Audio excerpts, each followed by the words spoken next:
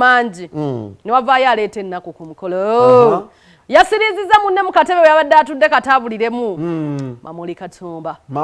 yagambye Sheebah kakazi gwe wedda nkulaba weetala weefuula asinga okuzina nga gundi waali sindi weefuula alina ennyimba ezakabi ate era wazimba emunyonyo ebintu ebyo nze tebindya vaayo weetondo olina omutima omubi wali onzise ne ngamba naye bannange bantu mmwe entalo zino muzijje n'eri mu kibiina muzirese ku lumbe n'angamba siri kattaashe ennaku ennuma nasigala ng'ayogera ebigambo bye era Sheebah byamutuuseeko mu buntu bulamu poole abadde ayogera ku social media Sheebah abadde tabifuna kati yamulinze ku olwo abimugambe yamuteeza abo abantu we bati abatereko obusungu sibadde ndudde balaba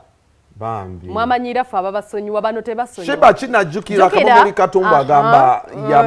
bali mu meeting n'amuweereza bakanyama yagenda ku copyright namugira bubi namuweereza bakanyama ne era namugamba mu abayimbi abakadde mu abatutawanya abatuzza backward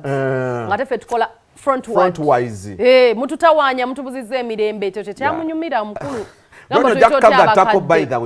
actually yamubuuza ne kati akizzemu lwaki mutuyita abayimbi abakadde fe tubonya bayedde industry ate alimba by the way these people deserve respect nga tuvudde mbyokusaaga tho saagala kulaga nti blaminga Sheebah you understand so buli muntu asobya okusinziira ku nze naye katuwulire ebyabadde Mamuli Katumba wafiyaddemu soko tuwe ka clip kano then tulyoke tufune Mamuli Katumba wagwana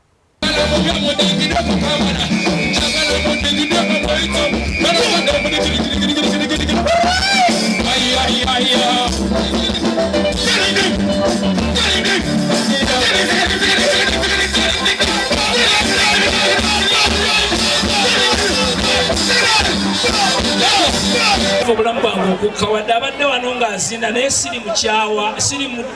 siri damu kumwagala obulamu bwange bwonna kubanga bwenfa kati yabanzise nakyogera yabanzise nkiddamu okujjako nga sena neetondera mulekerawo okutumanyira ffe abayimbi ab'edda fe twatandika ekintu kino naye lwaki mutumanyira mbagamba ekintu kimu njagala obwenkanya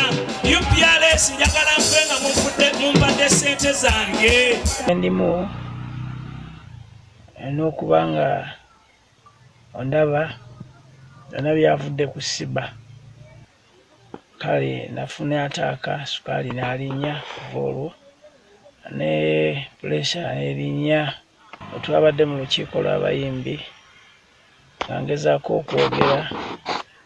ebituluma ng'abayimbi ku lwa UPRS